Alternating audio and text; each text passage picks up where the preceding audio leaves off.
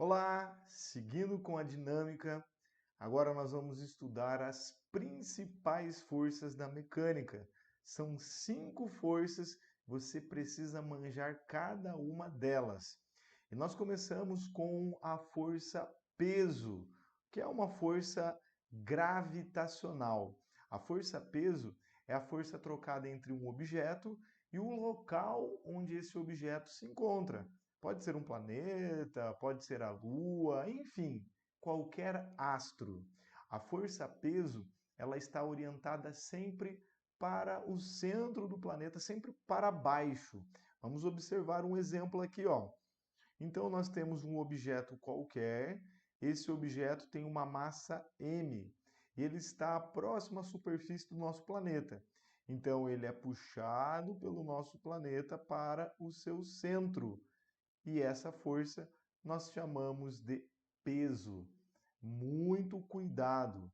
A força peso é diferente de massa.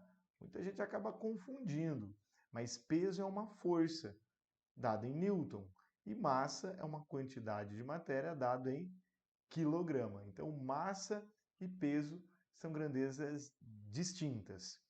Matematicamente, o peso pode ser obtido assim, ó. Peso é igual a massa vezes a aceleração da gravidade. P igual a m vezes g. É por isso que o peso é variável, depende do local. Já a massa ela é sempre constante. Não importa em qual lugar do universo você esteja, a sua massa vai ter sempre o mesmo valor. Exemplo, eu tenho 85 quilogramas. Se eu for para a Lua, a minha massa continua sendo de 85 quilogramas. Aqui na Terra, já que o peso é a massa vezes a gravidade, se a minha massa é 85 e a gravidade terrestre é 10, aqui na Terra o meu peso é de 850 newtons. Se eu for para a Lua, a minha massa não muda, mas o meu peso diminui, porque lá na Lua a aceleração da gravidade é menor. A aceleração gravitacional lunar é cerca de 1/6 a aceleração gravitacional terrestre. Segunda força é a força normal. Essa palavra normal vem lá da matemática e quer dizer perpendicular, quer dizer que forma 90 graus. A força normal é a força que a superfície exerce sobre os objetos. Se eu tenho um objeto de 2 quilogramas, se eu abandono esse objeto, ele tende a descer com um peso de 20 newtons. E se eu colocar esse objeto em cima da mesa, ele não cai mais. Por quê? Vamos lá, letra A, observando aqui o exemplo. Então eu tenho um objeto, vamos representar aqui, ó, um objeto de 2 quilogramas. O peso desse objeto, estamos na Terra, é de 20 newtons. Então o peso 20 newtons. Se eu coloquei ele em cima da mesa e ele não cai, é porque a mesa exerce uma força contrária ao peso, e essa força nós chamamos de força normal. Nesse exemplo, a força normal vale 20 newtons também. Ah, normal é sempre igual ao peso, então. Não, nesse caso acabou coincidindo da normal ser igual ao peso, mas a normal é a força que a superfície exerce e ela é sempre perpendicular à superfície. Para você entender que a normal não é sempre igual ao peso, vamos para a letra B. Supondo que eu tenho um objeto que esteja apoiado em uma parede. Imagina que eu apoiei um livro aqui na parede. Vamos desenhar. Então aqui está a parede, estou desenhando um livro e eu vou apoiar esse livro aqui, ó, contra a parede. Então aqui eu apoiando o livro contra a parede. Eu faço uma força para apoiar o livro. Então eu fiz uma força aqui, ó. Eu vou chamar essa força de força F. Vamos supor que o livro tenha 1 quilograma. A massa do livro é de 1 quilograma. Então o seu peso vai ser de 10 newtons. Ah, a força F tem que ser igual a 10? Não. A força F é o que está comprimindo o livro contra a parede. Logo, a parede reage com uma força normal. Então, a força normal, nesse caso, é igual à força F. Ah, mas não é igual ao peso? Nesse caso, não. O peso até é vertical e a força F, a força normal, são horizontais.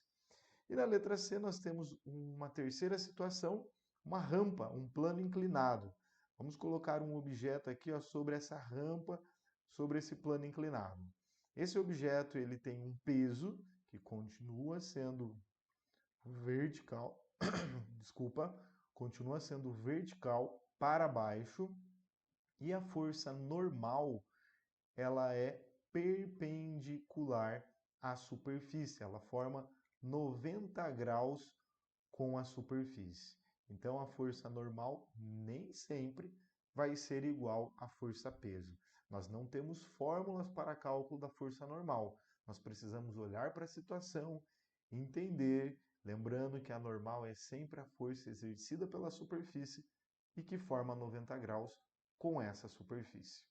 Vamos para a terceira força, a força de tração. A força de tração é a força transmitida para um outro corpo. E geralmente essa transmissão ocorre por meio de um cabo, de uma corda ou de um fio. Transmitiu força, nós temos tração. Alguns detalhes vamos visualizar aqui em forma dos exemplos. Na letra A eu tenho uma corda solta. Se eu puxar essa corda com uma força de 20 newtons, a corda ela vem para o meu lado.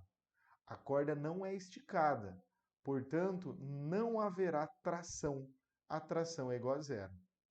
A corda solta não conseguiu transmitir a força, portanto, a tração é zero, já que tração é a força transmitida. Agora aqui em B, eu amarro uma das extremidades da corda em uma caixa e na outra extremidade exercemos uma força. Vamos supor que a força aqui seja de 30 newtons. Então a corda é puxada com 30 newtons, que por sua vez puxa o bloco com 30 newtons. Então agora na letra B, a tração é de 30 newtons. Está visualizando que tração é a força transmitida. Em A não conseguiu transmitir nada, não tinha tração. Agora em B, transmitiu a força, portanto a tração é igual a 30. Muito cuidado. Aqui na letra C, uma situação de cabo de guerra, onde a corda é puxada em sentidos contrários. Vamos supor que a corda foi puxada em ambos os sentidos com uma força de 50 newtons. A tração será de 50 newtons. Ah, mas não é 0, 50 cancela os 50? Não. Ah, mas não é 100 newtons, 50 mais 50 dá 100? Não. Nesse caso, onde as forças são iguais, que não vai gerar uma resultante, nós temos que uma das pessoas atua como ponto de apoio. Porque se não tivesse um ponto de apoio, aconteceria igual o que ocorreu na letra A. A corda se deslocaria. Então, uma pessoa está atuando como ponto de apoio e a outra está efetivamente esticando. Ah, e se as forças fossem diferentes? Aí alguém venceria o cabo, né? A brincadeira aqui, cabo de guerra, e nós teríamos uma força resultante, aí aplicaríamos a segunda lei de Newton. Mas por hora, apenas conhecendo a força de tração, a força que é transmitida por meio de um cabo, de um fio ou de uma corda. Vamos para a quarta força, força elástica. A força elástica atua em materiais elásticos. Lembrando que o material elástico é aquele material que, quando sujeito à ação de uma força, ele se deforma. Ele pode esticar ou ele pode comprimir quando uma força for aplicada. O melhor exemplo para aplicar a força elástica é pensar nas molas. Quando você aplica força em uma mola, ela pode esticar ou ela pode comprimir. Parou de aplicar força, ela volta à posição inicial ou a quase a posição inicial. E a força elástica pode ser obtida, o módulo da força elástica pode ser obtida pela lei de Robert Hooke, que diz que a força elástica é igual a K vezes o X, onde esse K é a constante elástica. Cada mola tem uma constante elástica. A constante elástica, vamos colocar aqui um exemplo. O K é igual a 20 newtons por centímetro. O que significa essa constante elástica? Que para ocorrer uma deformação de 1 centímetro, é necessário aplicar uma força de 20 newtons. Tem molas que você deforma facilmente. Sabe aquelas molas de canetas retráteis? Uma mola bem flexível, né? Qualquer forcinha já deforma. Então ela tem um K relativamente baixo. Agora, se você pegar uma mola de uma suspensão de um veículo, ela já, né, para deformar, necessita de uma força bem maior. Então ela vai ter um K relativamente maior. Então a força elástica é a constante elástica vezes o X. E o X é a deformação, ou seja, o quanto a mola esticou ou o quanto a mola foi comprimida. Força elástica é K vezes o X. E para encerrar a quinta e última força, a força de atrito. A força de atrito, ela é sempre contrária ao movimento ou à tendência de movimento. A força de atrito surge devido às rugosidades das superfícies. As superfícies são ásperas, então quando uma superfície está em contato com outra, há um encaixe dessas rugosidades, e aí para vencer esse encaixe é necessário fazer uma força, e essa força nós chamamos de força de atrito.